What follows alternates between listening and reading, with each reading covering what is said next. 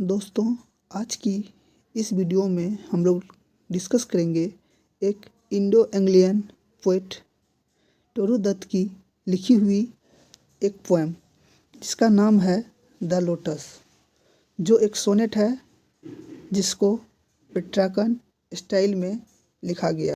Sonnet में total 14 lines होते हैं। एक पार्ट में 8 लाइन्स तथा बाद में 6 लाइन्स होते हैं जिन्हें सस्टेट कहा जाता है।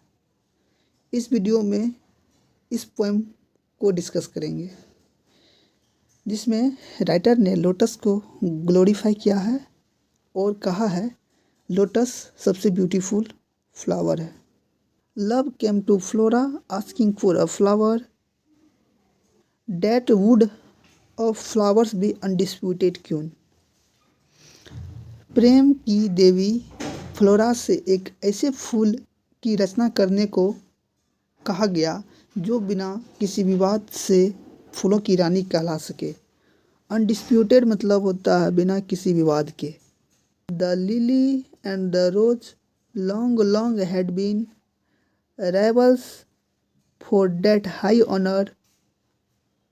दो फूल लिली और गुलाब काफ़ी लंबे अरसे यानी काफ़ी लंबे समय से इस मामले में एक दूसरे के प्रतिद्वंदी थे। राइवल्स का मतलब होता है प्रतिद्वंदी। Bards of power had sung their claims. The rose can never tower like the pale lily with her Juno mien, but is the lily lovelier. Thus between flower fraction range the strip in Psyche-Bore।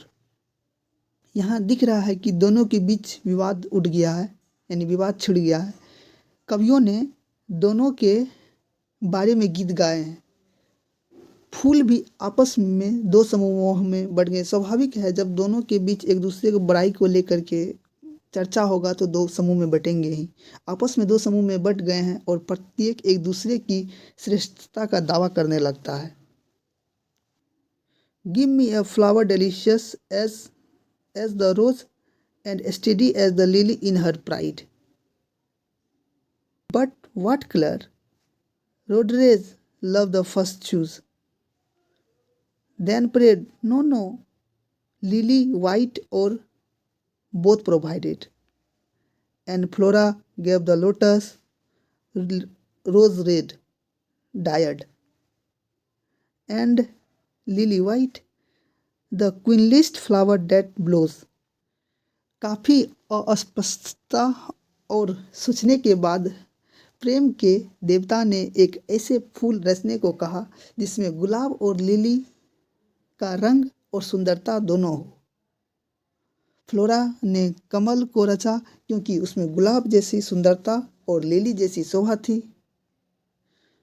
निसंदेह कमल को सभी फूल द्वारा फूल की रानी के रूप में स्वीकार कर लिया गया।